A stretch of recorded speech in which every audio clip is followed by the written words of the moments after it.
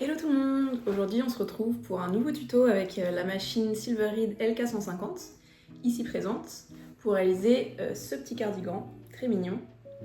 Donc c'est un tuto assez simple, donc si vous débutez avec la machine, je vais vous montrer chaque étape pas à pas, donc pas de panique.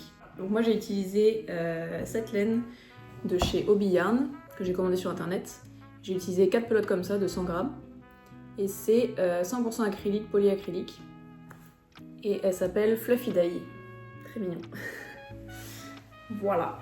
Donc je vais vous montrer tout le matériel et chaque étape pas à pas, et n'hésitez pas si vous avez des questions à les poser en commentaire. Voilà. Il y a 5 morceaux à réaliser pour faire ce cardigan.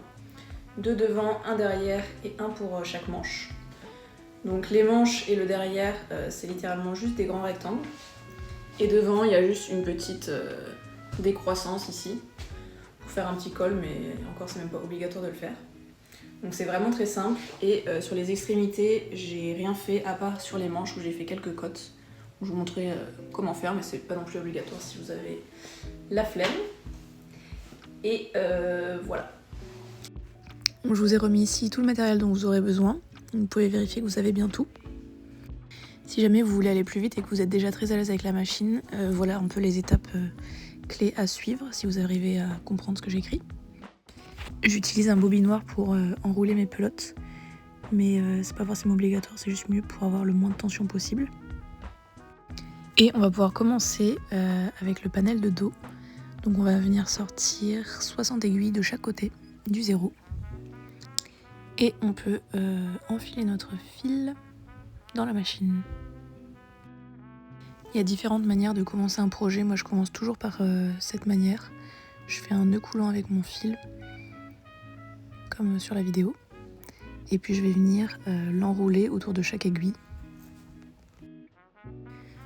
On pose notre nœud sur la première aiguille, on resserre un petit peu et on vient l'enrouler comme je suis en train de vous le montrer, jusqu'au bout de toutes les aiguilles qu'on a sorties. Avant de faire mon premier rang, je décale un petit peu mes aiguilles pour être sûr qu'elles soient bien prises. On vérifie bien que le compteur de rang est à 0. Et moi je règle ma pression de chariot à 4,5 pour cette laine, mais je vous conseille de faire un échantillon pour voir avec votre laine si ça vous va. Et ma tension de fil à 9. Comme d'habitude, je mets sur 2 et triangle mon chariot pour être sûr de prendre les aiguilles qui sont en bas. Et je vais pouvoir venir faire mon premier rang. Premier rang qui est toujours un petit peu difficile, faut forcer, mais normalement tout devrait bien se passer si vous avez fait les bons réglages. À chaque fois j'ai juste la première aiguille qui se fait pas entièrement, faut juste tirer un peu dessus pour la débloquer. Pareil, le deuxième rang, j'ai l'autre dernière aiguille qui est à refaire rapidement, mais normalement c'est bon. Et ensuite on peut continuer à faire nos rangs. Pour être sûr que vous avez une bonne tension, il faut que votre fil soit parallèle au sol, comme ici. Après quelques rangs, vous pouvez mettre vos poids. Et d'ailleurs, c'est là, si vous voulez aussi rajouter des cottes sur le bas du dos, c'est maintenant qu'il faut les faire, avec par exemple 5 rangs. Et ensuite, on peut continuer à faire nos rangs en remontant nos poids de temps en temps. Voilà, donc vérifiez que toutes les aiguilles sont bien prises à chaque fois, qu'il n'y a pas de problème. Et on continue comme ça jusqu'à 124 rangs. Là où on va mettre pression 6 pour faire un dernier rang, avec des mailles plus lâches, pour pouvoir après fermer le projet. Là on peut enlever nos poids, et pour décrocher la pièce, on va se munir du crochet. Et on va venir commencer à l'opposé du côté du chariot, à prendre la première boucle, bloquer avec le doigt le bout du crochet, attraper la boucle suivante et refermer. Et continuer à faire ça, bloquer, attraper la boucle suivante et fermer. Et comme ça jusqu'au bout pour décrocher la pièce. Après être arrivé à la dernière boucle, on prend le fil tendu et on peut couper notre fil. Donc voilà notre première pièce qui correspond au dos du cardigan. Donc un rectangle tout simple, et maintenant on va passer aux parties de devant. Donc voilà juste les étapes résumées pour le dos. Donc la partie de devant, c'est presque un rectangle comme le dos, mais pas tout à fait pour le col. Donc on peut déjà sortir 30 aiguilles de chaque côté du zéro. Et on va attacher de la même manière que pour le dos, donc on fait un nœud coulant et on enroule autour de chaque aiguille de la même manière. Avant de faire votre premier rang, vérifiez bien que vous avez remis votre compteur de rang à 0 et la pression de chariot à 4,5 si vous avez fait comme moi. Et c'est reparti, donc le premier rang toujours difficile. On continue à faire nos rangs comme tout à l'heure, sans oublier de mettre les poids et de les remonter de temps en temps. Et on va faire comme ça 110 rangs. Donc à partir de 110 rangs, on va commencer à faire des diminutions sur un des côtés. Donc on va mettre un marqueur pour se rappeler là où on a commencé les diminutions, donc entre les deux premières aiguilles. Donc là je commence par le côté droit et je vais venir prendre la deuxième aiguille que je vais transvaser sur la première avec cet outil et les deux ensemble que je vais remettre sur la deuxième. Donc là on a fait une diminution. Donc là on peut reculer l'aiguille qu'on a enlevée.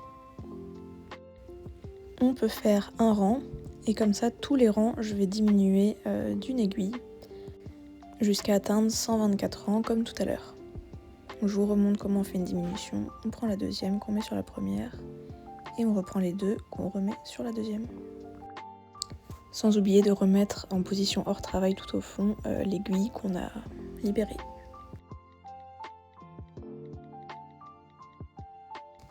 Quand on atteint 124 rangs, on va venir faire une dernière diminution. Et normalement, si vous avez compté comme moi, il est censé vous rester 15 aiguilles à droite de votre 0. Et comme pour le dos, on règle notre pression de chariot à 6 pour faire un dernier rang plus lâche et décrocher notre projet. Donc pour le col, voilà ce que vous êtes censé obtenir, cette petite diminution. Et là où il y a le marqueur, ce sera là où on accrochera le nœud. Et donc maintenant, on décroche le projet. De la même manière que tout à l'heure on a décroché la partie du dos. Et donc là on a fait qu'un côté, donc si vous avez diminué du côté droit, on a fait le côté gauche du cardigan quand vous le portez sur vous. Et donc là on va refaire toutes ces étapes, sauf qu'au moment de diminuer, on va pas diminuer à droite, on va diminuer du côté gauche pour avoir du coup l'autre côté. Donc j'ai refait toutes les étapes jusqu'à 110 rangs et maintenant je vais pouvoir mettre mon petit marqueur du côté gauche et non pas du côté droit du coup qu'on a déjà fait tout à l'heure. Et donc là on va reproduire les mêmes étapes que tout à l'heure mais de l'autre côté.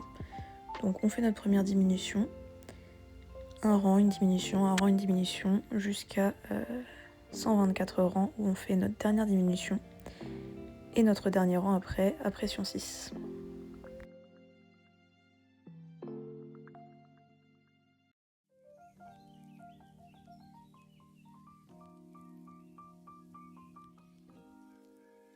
Normalement à 124 rangs, vous devriez être à 15 à gauche de votre 0, avoir votre petite diminution et voilà, on peut décrocher.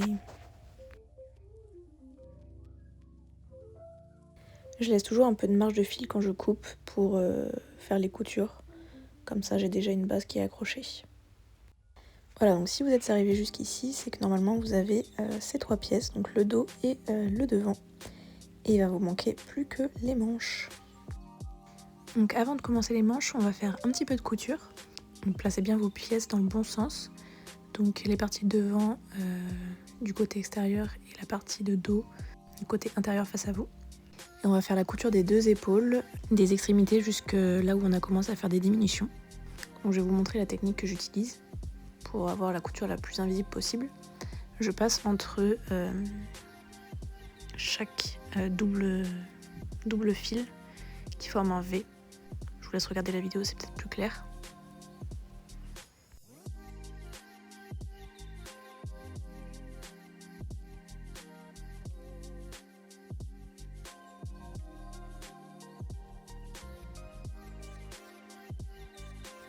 Et on va venir s'arrêter là où on a commencé à faire des diminutions. Donc normalement vous avez un petit fil de là où vous avez décroché votre projet, donc c'est assez facile à voir. Et je vous invite à faire ça des deux côtés avant de pouvoir essayer une première fois votre projet. Donc déjà voir si ça vous convient globalement. Et puis pour prendre quelques mesures, donc les aisselles, qui déterminera après la taille qu'on veut faire pour les bras. Donc vous allez prendre des petits marqueurs et vous allez repérer comme ça sur vous où est-ce que vous voulez que votre manche se termine. Et vous allez mettre des marqueurs et essayer de compter les mailles pour qu'il y ait le même nombre de mailles de chaque côté. Moi je prends toujours assez large parce que j'aime pas quand c'est trop serré les manches. Mais vous pouvez faire plus court et du coup il faudra faire plus court sur la partie manche après. Et deuxième mesure, en fonction de là où ça arrive sur votre épaule, mesurez la longueur de bras qui vous manque pour avoir une manche de la bonne taille. Ensuite vous allez prendre les 2 marqueurs que vous venez de mettre. Et donc là on a le dessus de l'épaule au niveau du 0. Et voir à peu près du coup combien de largeur il faut faire pour vos manches. Si vous voulez ne pas vous embêter à mesurer tout ça, moi j'ai fait 40 de chaque côté du 0 pour chaque manche. Et on va commencer de la même manière que pour les autres parties, donc en enroulant le fil autour de chaque aiguille.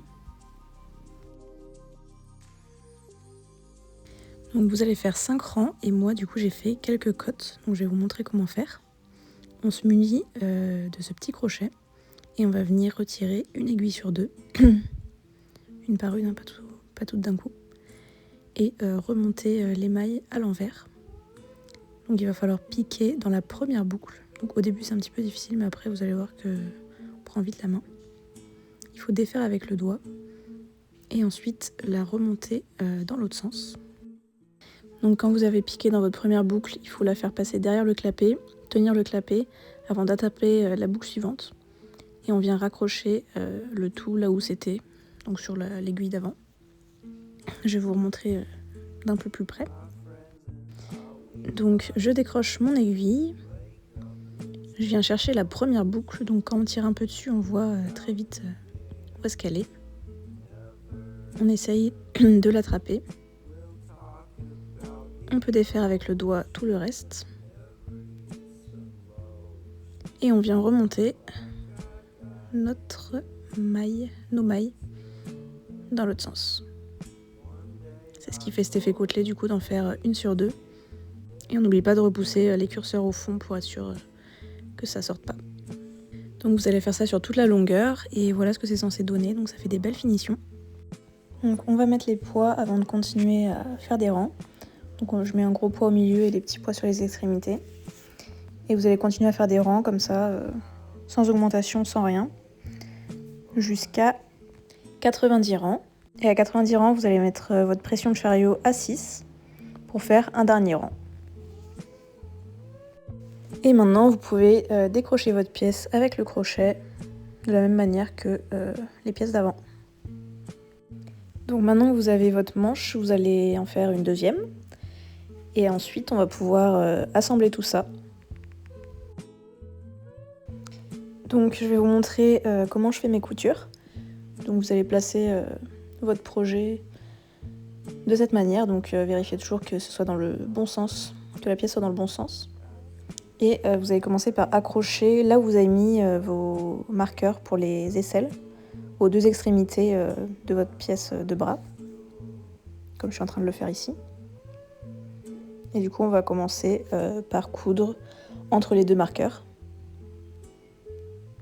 Et la technique que j'utilise pour avoir le moins de couture visible, j'essaie de piquer entre 2 boucles de ce côté, parce que du coup, les mailles sont pas dans le même sens.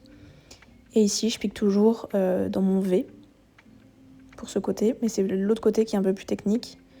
J'essaie vraiment de piquer entre deux boucles, quoi. Après avoir fait votre tour de bras, il faut faire toute la partie du côté et sous le bras. Donc pour ça, les mailles sont dans le même sens. Et là, je prends toujours la boucle extérieure de chaque côté. Quand vous avez fini toutes vos coutures, vous pouvez essayer votre projet. Donc c'est normalement un peu trop court, mais c'est normal. Il faudra après passer à l'étape de blocage pour agrandir tout ça et enlever les parties enroulées.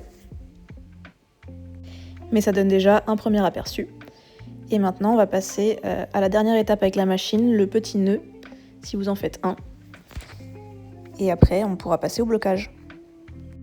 Pour faire mon nœud, je sors 3 aiguilles de chaque côté du 0, donc 6 en tout. Je viens refaire un nœud coulant et re-enrouler de la même manière que toutes les autres étapes.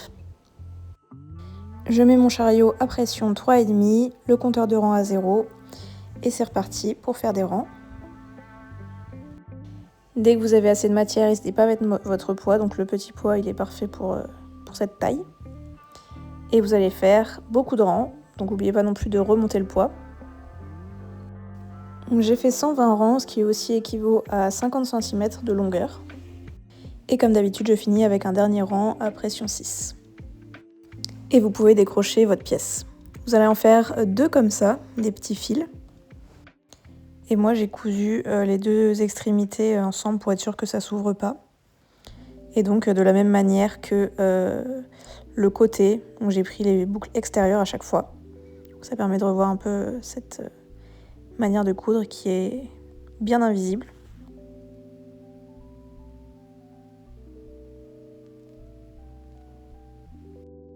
Et ensuite, dernière couture, vous allez pouvoir accrocher vos petits fils là où vous avez mis vos marqueurs. Et donc j'ai essayé de faire un peu le tour de mes fils en alternant 2 boucles dans le fil, 2 boucles sur le projet, mais des boucles assez cachées comme on a vu pour les autres coutures.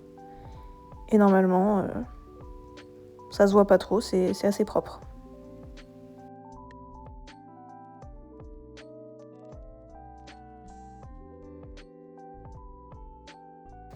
Avant le blocage, vous pouvez cacher tous vos petits fils. Donc moi, je prends un crochet et j'essaie de les rentrer un peu là où je peux. Pour la partie blocage, je fais tremper ma pièce dans de l'eau tiède avec un peu de lessive. Puis j'essaye d'essorer au maximum avec une serviette.